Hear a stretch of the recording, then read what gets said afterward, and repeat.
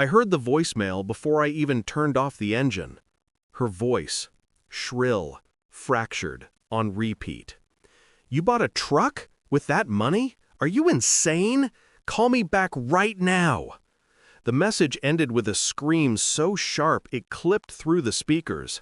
I didn't play the rest. There were 12 more, each worse than the last. I sat in the driver's seat of my brand new truck, engine humming beneath me like a living thing. The smell of new leather filled my lungs. It was clean, untouched, nothing like the air inside my house, stale with expectation and entitlement. Outside, the driveway glowed under the dying sunlight, warm and peaceful. Inside my head, something cold shifted, settling into place. This wasn't about the truck, or the money, or her sister's surgically manufactured self-esteem. This was about a pattern, one she thought I hadn't noticed, one I had been quietly tracing for months.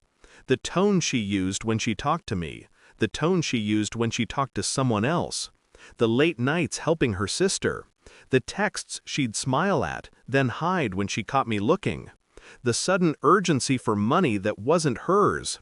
The BBL request wasn't desperation. It was a trigger, one that snapped the last thread holding my silence together. She didn't know it yet, but her scream wasn't anger. It was fear, because she felt the shift too. She felt me pull away. She just didn't know why. Not yet. The BBL conversation happened 2 weeks before the truck. She came into the living room with that rehearsed softness, fake vulnerability wrapped in sugar and manipulation. "She's depressed," she whispered. "You could help her, you know. Be a good brother-in-law." Brother-in-law, a title she used like a leash. Her eyes weren't soft when she said it. They were calculating, expectant, as if she already knew what I'd say, as if she imagined I'd open my wallet, like always, without question. I told her no, not loudly, not angrily, just a calm refusal, the kind that made her blink twice because she couldn't understand it. Then the guilt began, then the pressure, then the anger. But behind her voice, behind her outrage, I heard something else. Relief. A strange thing to hear in the middle of a demand. But I recognized it. A slip. A crack. She wasn't desperate for her sister. She was desperate for something else. Something she thought I wasn't seeing. The late-night messages she deleted. The private phone calls she took in the bathroom. The sudden need to visit her sister every other day. A man only needs to be lied to a few times before the lies start smelling the same. I stopped reacting, stopped arguing, stopped giving her the emotional drama she wanted. Instead, I watched. And in the quiet of my watching, the truth leaked out. A name I didn't recognize, a laugh I'd never heard from her before, a softness she'd forgotten how to use with me. She thought she was smart. She thought I was oblivious, but I was cataloging every detail, every slip, every inconsistency, every too long glance at her phone. I didn't confront her, not then. That would have ruined the reveal. I began with her phone bill, not her messages, those were too easy to hide, but timing, frequency, and call patterns, those don't lie. There he was. Same number, same hours, every night she claimed she was supporting her sister through depression. I traced the number, not illegally, just intelligently. His name was ordinary. His social media wasn't. Pictures of him in bars, gyms, hotel rooms, each photo captioned with vague nights well spent. She liked those posts from a burner account she thought was clever. It wasn't. The puzzle pieces connected without me forcing them.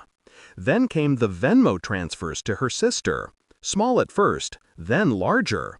Then the same exact amount she asked me for.